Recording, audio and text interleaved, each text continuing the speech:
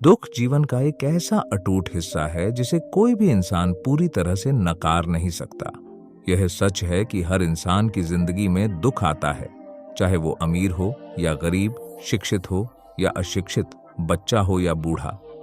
दुख का आना हमारे हाथ में नहीं है, लेकिन उसका सामना करना हमारे हाथ में है। अक्सर लोग सोचते हैं कि आखिर दुख जीवन में क्यों आता है और इसका सामना कैसे करें। इस सवाल का जवाब सरल है, लेकिन इसे समझना और इसे अपनी जिंदगी में अपनाना एक चुनौती हो सकती है। दुख का कारण हमेशा एक जैसा नहीं होता।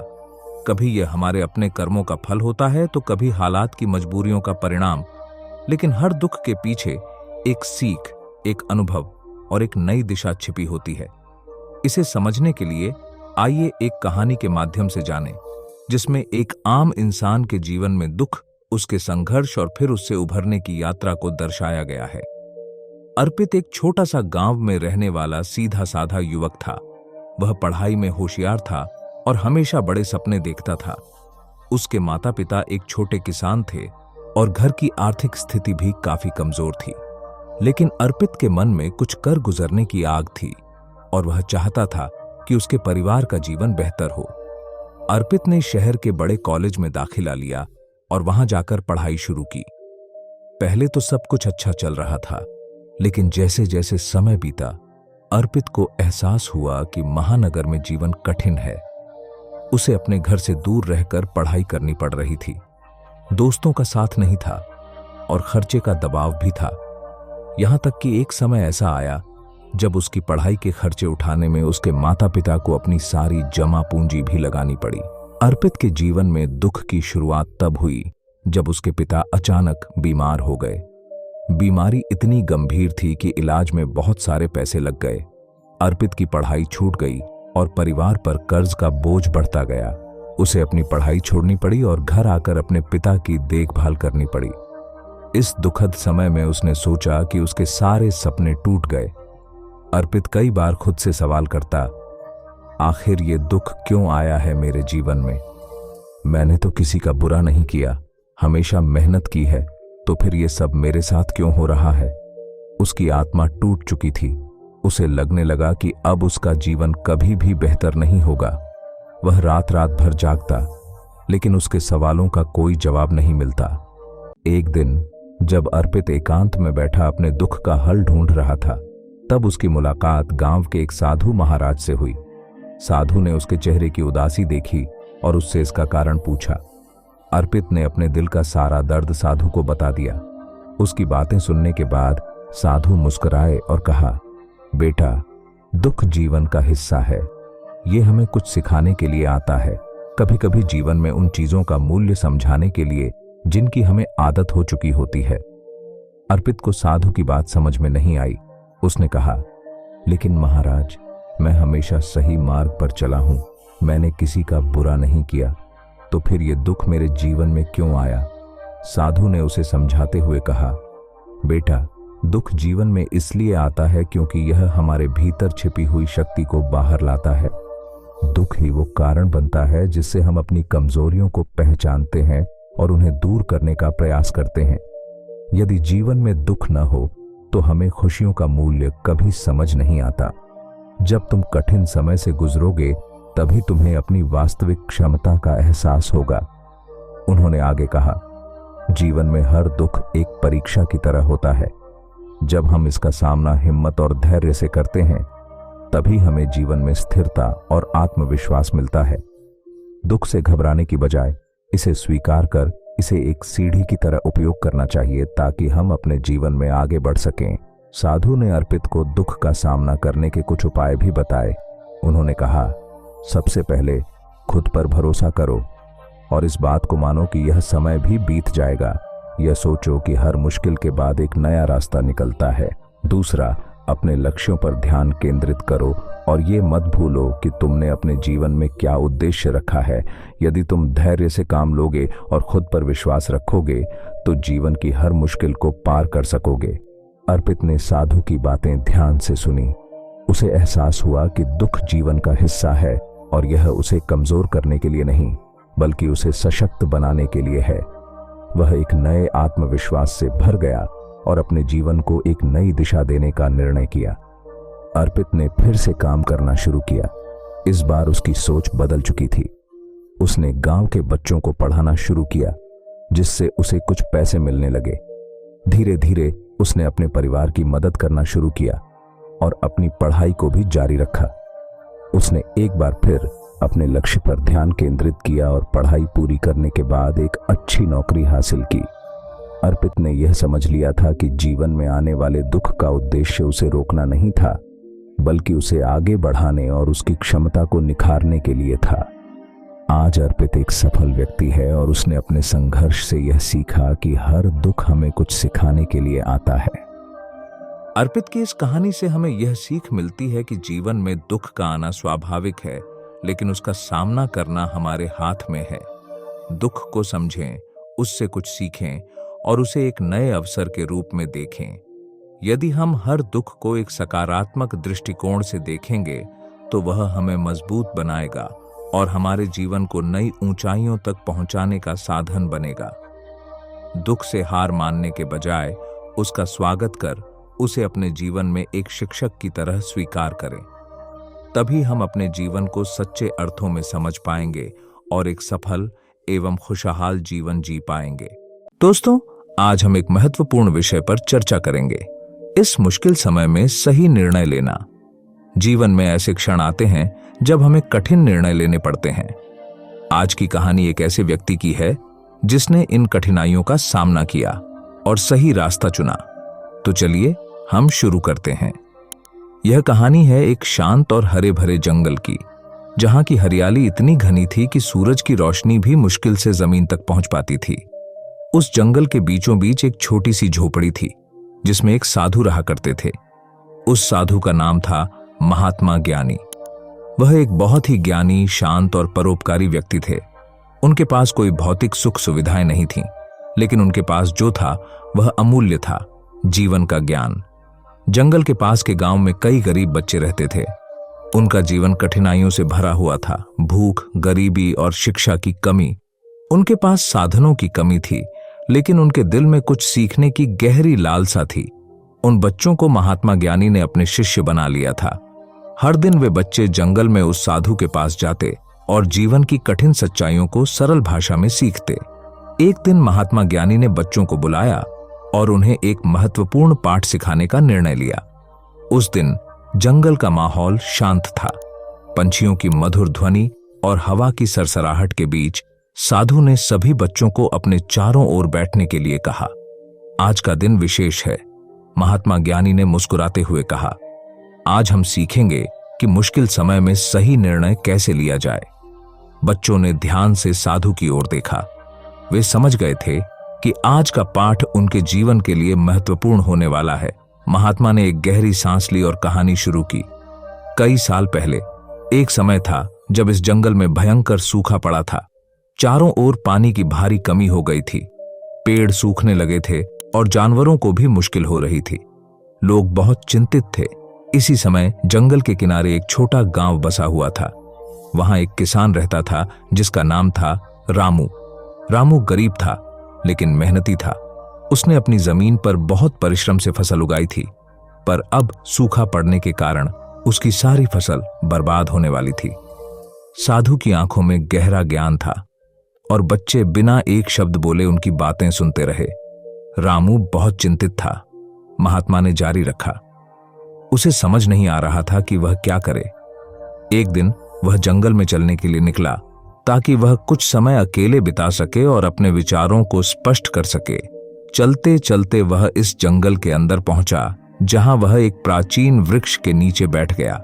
वहां बैठे बैठे उसकी आंखों से आंसू बहने लगे। वह नहीं जानता था कि कैसे इस संकट से निकला जाए। तभी वहां एक बुजुर्ग साधु आया। वह साधु बहुत ही ज्ञानी था और उसने रामू की स्थिति को समझ लिया। साधु ने कहानी के बीच रुककर बच्चों की ओर देखा। उनकी आंखों में गहरी एकाग्रता थी। उन्होंने फिर से कहानी को आगे बढ़ाया। बुजुर्ग साधु ने रामू से पूछा, तुम क्यों दुखी हो वत्स? रामू ने अपनी समस्या बताई। वह बोला, साधु महाराज, मेरे खेत में पानी नहीं है, मेरी फसल सूख रही है और मेरे पास कोई उपाय नहीं है। मेरे पास अब दो ही विकल्प हैं, या तो मैं गांव छोड़ दूं और किसी अन्य जगह जाकर काम करूं, या फिर यहां रहकर भूख से मर जाऊं। साधु ने मुस्कुराते हुए रामू से कहा, तुम्हारे पास हमेशा दो विकल्प नहीं होते। जब मुश्किल समय आता है तो हमें नए विकल्पों की तलाश करनी होती है, और कभी कभी वही विकल्प होते हैं जिन्हें हम देख नहीं पाते। रामू ने ध्यान से साधु की बात सुनी। साधु ने उसे एक कहानी सुनाई। कई साल पहले इस जंगल के पास एक और गांव था। उस गांव में भी सूखा पड़ा था। उस समय गांव के लोग बहुत घबराए हुए थे, लेकिन उनमें से एक व्यक्ति जिसका नाम था सुरेश, उसने हार नहीं मानी। उसने गांव के बाकी लोगों को इकट्ठा किया और एक योजना बनाई। उन्होंने पास के पहाड़ से एक छोटी नहर खोदने का निर्णय लिया, जिससे पानी गांव तक आ सके। साधु ने रामू की आंखों में देखा और कहा, वह नहर खुदने में समय लगा, लेकिन धीरे धीरे पानी गांव में आने लगा। लोगों की मेहनत रंग लाई और फसलें फिर से हरी भरी हो गईं। आज उस गांव के लोग उस कठिन समय को याद करते हैं, लेकिन गर्व से, क्योंकि उन्होंने हार नहीं मानी। रामू ने साधु की बातों से प्रेरणा ली। उसे समझ में आ गया कि मुश्किल समय में भागने या हार मानने का विकल्प नहीं है। समस्या से निपटने के लिए नए रास्ते ढूंढने पड़ते हैं। उसने तय किया कि वह गांव छोड़ने के बजाय अपने गांव के लोगों को इकट्ठा करेगा और पानी का नया स्रोत ढूंढेगा। रामू ने साधु से आशीर्वाद लिया और अपने गांव लौट आया। उसने गांव के बाकी किसानों को इकट्ठा किया और उन्हें अपनी योजना के बारे में बताया। पहले तो लोग संदेह में थे, लेकिन रामू ने अपने हौसले और विश्वास से सबको प्रेरित किया।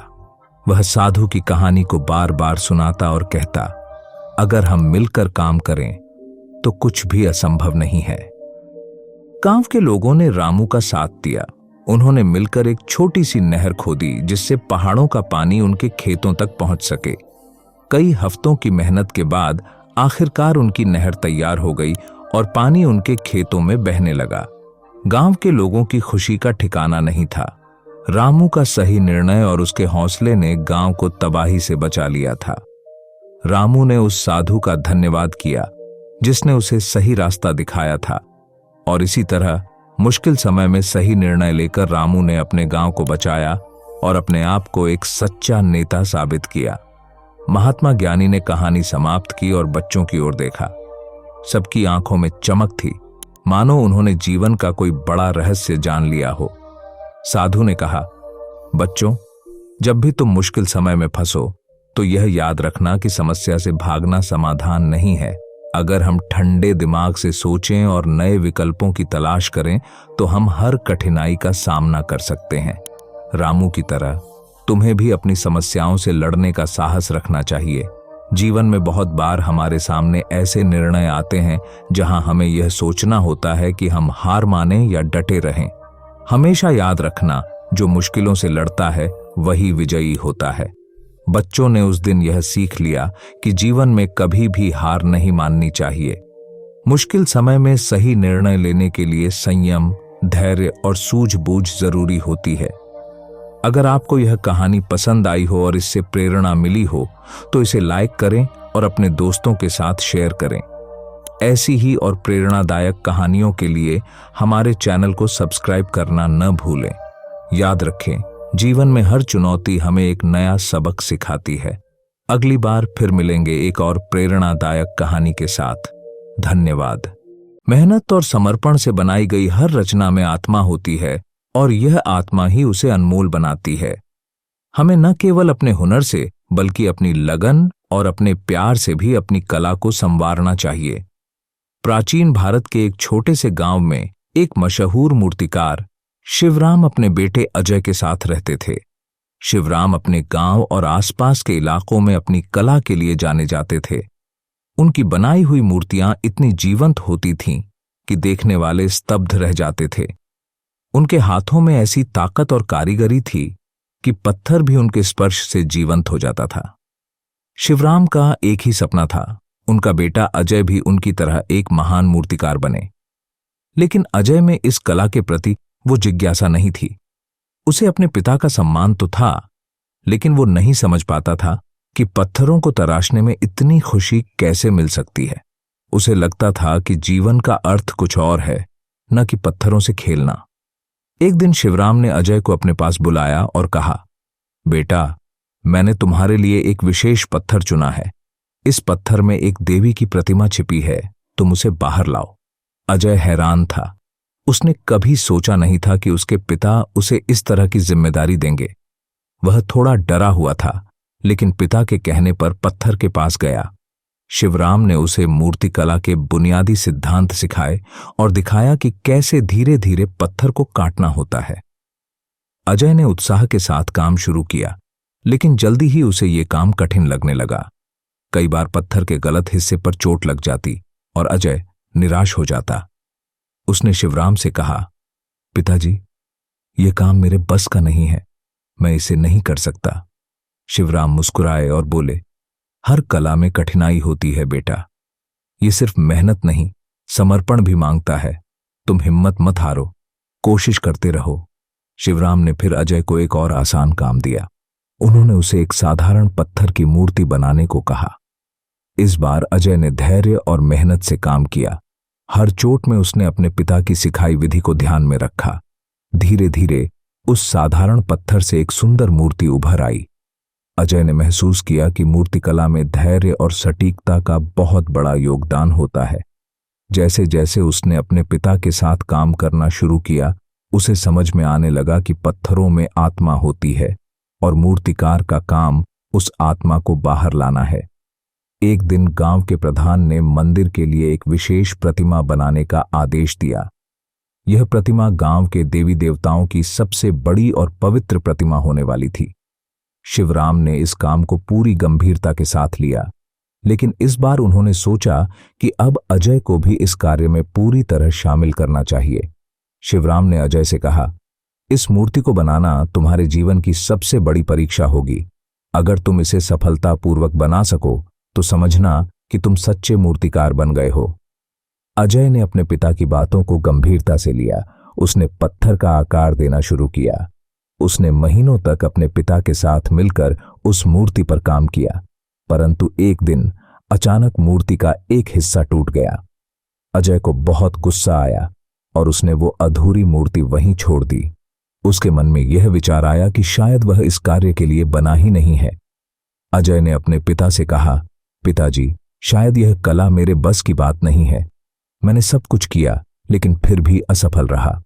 शिवराम ने मुस्कुराते हुए जवाब दिया, बेटा, असफलता ही सफलता का पहला कदम है। याद रखो, पत्थर की कठिनाई ही मूर्तिकार का गुरु होती है।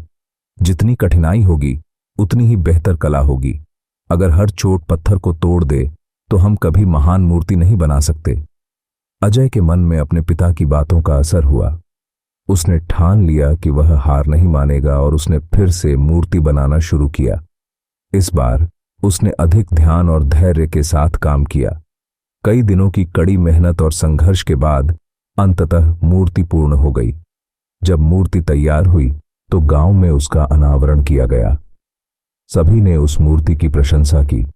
प्रधान ने अजय और शिवराम की कड़ी मेहनत को सलाम किया और गांव वालों ने उनके लिए तालियां बजाईं। अजय को उस समय अपने पिता के शब्दों का मर्म समझ में आया। शिवराम ने अजय के कंधे पर हाथ रखते हुए कहा, देखा बेटा, तुमने इस मूर्ति में न केवल अपने हुनर का योगदान दिया, बल्कि अपने दिल और आत्मा का भी हिस्सा जोड़ा है। यही कला की असली पहचान है। उस दिन से अजय का नजरिया पूरी तरह बदल गया। उसने समझा कि कला का मतलब केवल पत्थरों को तराशना नहीं, बल्कि अपनी आत्मा से जोड़ना होता है। उसने अपने पिता के काम और उनकी कला का असली महत्व समझा। अजय ने यह तय किया कि वह भी अपने पिता की तरह एक महान मूर्तिकार बनेगा और इस कला को नई पीढ़ी तक पहुंचाएगा। उसने कड़ी मेहनत, धैर्य और अपने पिता की शिक्षा के बल पर कई अद्वितीय मूर्तियां बनाईं। शिवराम और अजय की यह कहानी हमें सिखाती है कि हर कला और हर कार्य में मेहनत, धैर्य और समर्पण आवश्यक हैं। असफलताएं जीवन का हिस्सा है, लेकिन उनसे ही हम सच्चे हुनर को प्राप्त करते हैं।